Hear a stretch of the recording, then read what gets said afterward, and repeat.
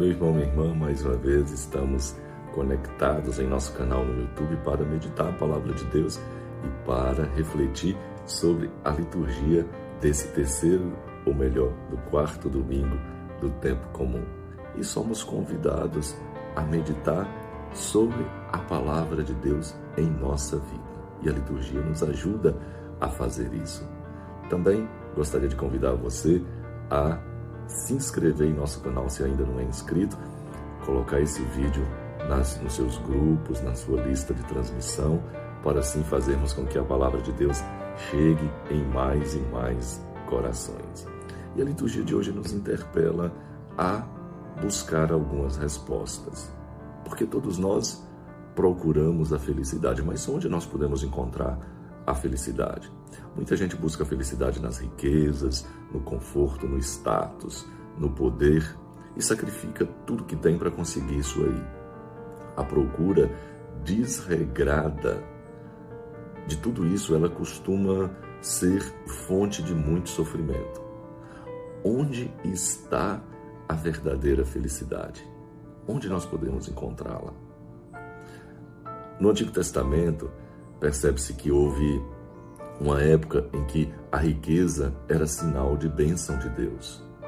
Depois notou-se que a riqueza ela era frequentemente fruto de corrupção, fruto da exploração, fruto de opressão, fruto de egoísmo e principalmente de engano. Então, nestes casos, não poderia ser bênção de Deus a riqueza. As leituras hoje vão apontar pistas para a gente entender o caminho, entender o significado dessa bênção ou onde encontrar a felicidade. A primeira leitura, o profeta Sofonias afirma que são felizes os pobres e os humildes que depositam sua esperança no Senhor. É a primeira vez na Bíblia que ser pobre recebe um sentido diferente. Mas o que significa isso? Não é ser pobre porque é explorado, porque é oprimido, porque vive desprovido, sem nada, mas que não se apega a bens, não se apega a coisas, não se apega a status, mas coloca toda a sua esperança e toda a sua confiança em Deus. Não é simplesmente ser pobre como fruto de exploração e de sofrimento, que é o agradável a Deus. Não, mas é aquele que não se apega a status, não se apega a pessoas, mas a sua confiança está toda voltada ao Senhor. Na segunda leitura, na primeira carta aos Coríntios, Paulo lembra que os primeiros a serem chamados são sempre os pequenos, os pobres, os que o mundo despreza, mas que são grandes no reino de Deus, porque eles não estão distraídos, apegados a isso, apegados àquilo. Eles estão livres, estão atentos, estão abertos à mensagem e à vontade de Deus. O Evangelho segundo São Mateus, no capítulo 5, versículo de 1 a 12, apresenta a proposta do reino de Deus. O Evangelho segundo São Mateus apresenta 5 longos discursos nos quais ele junta ditos e ensinamentos proferidos por Jesus em várias ocasiões, em vários contextos. Escrevendo aos judeus, Mateus ele desejava mostrar nesses 5 discursos a nova lei destinada a substituir a lei antiga do povo, aquela lei dada por Moisés e escrita ali no Pentateuco, os 5 primeiros livros da Bíblia. Se a gente observar bem e fazer uma sinopse, um paralelo, nós vamos perceber o primeiro sermão da montanha está ligado à lei do reino, 5 a 7. Sermão apostólico, os ministros do reino. Sermão das parábolas, o reino, o que é o reino. O sermão sobre a igreja, a vida do reino. E o sermão escatológico, que é o reino vindouro, esse que nós esperamos. Hoje nós iniciamos o primeiro o Sermão da Montanha, cuja introdução são o que nós costumamos chamar de bem-aventuranças, que são um retrato de Jesus e um modelo para aqueles que querem ser os seus seguidores. Moisés vai em cima da montanha, lá ele recebeu de Deus os 10 mandamentos. Agora Jesus também está na montanha e proclama a novidade do reino de Deus. As bem-aventuranças são, na verdade, os novos mandamentos. Mateus agrupa um conjunto das palavras de Jesus com a evidente intenção de proporcionar à sua comunidade uma série de ensinamentos básicos para a vida cristã. Procurava oferecer à comunidade cristã uma nova lei, que essa nova lei superasse aquela antiga lei.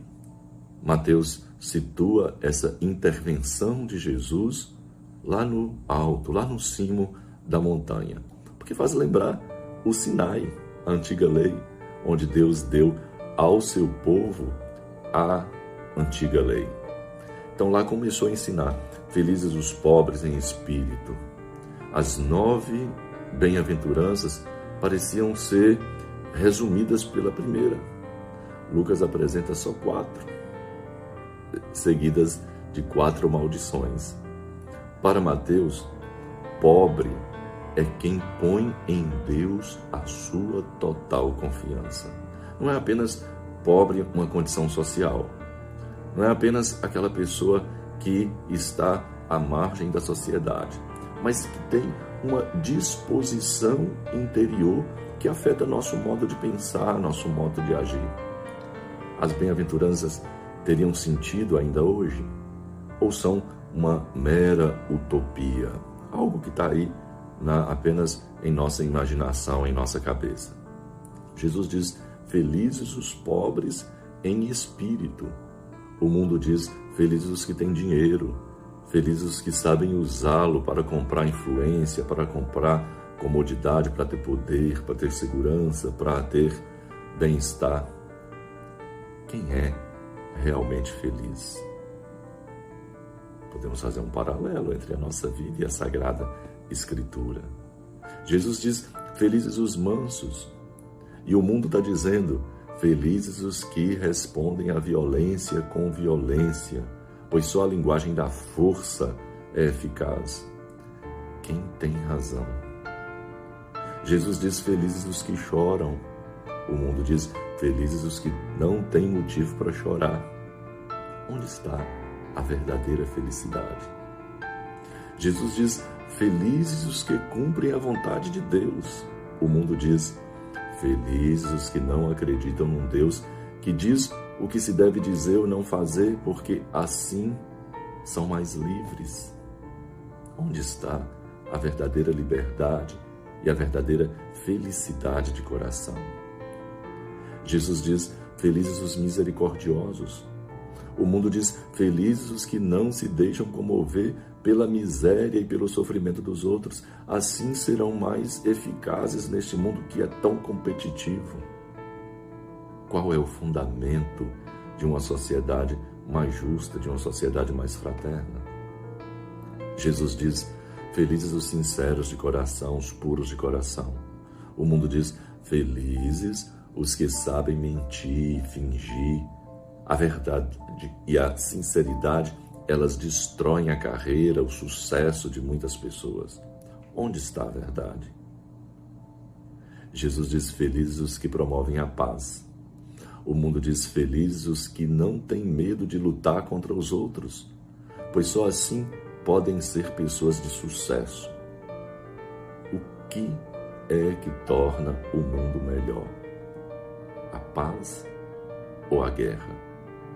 Jesus continua dizendo: felizes os perseguidos por causa da justiça. Felizes os perseguidos por causa de Jesus.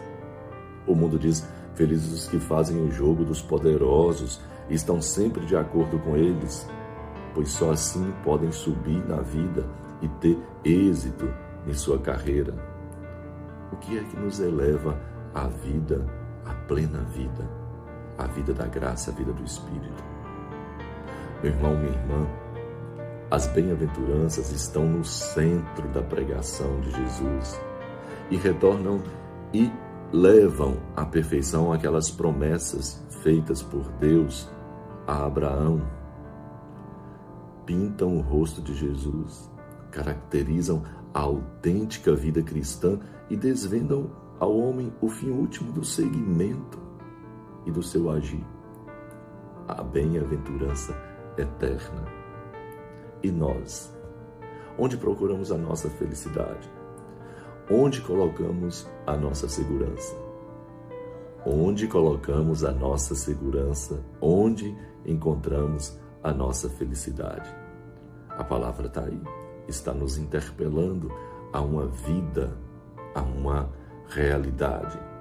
Qual é a minha resposta? Qual é a sua resposta?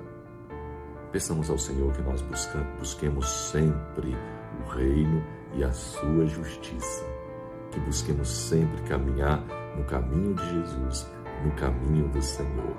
Meu irmão, minha irmã, que Deus vos abençoe, que a graça de Deus, a força do Espírito Santo esteja na sua vida e te ajude a sempre mais esclarecer a sua mente para sempre buscar o caminho da justiça, o caminho do reino, o caminho do Senhor. Louvado seja nosso Senhor Jesus Cristo, para sempre seja louvado. E abençoe-vos o Deus onipotente, o Pai, o Filho e o Espírito Santo. Amém. Fique em paz e até o nosso próximo encontro.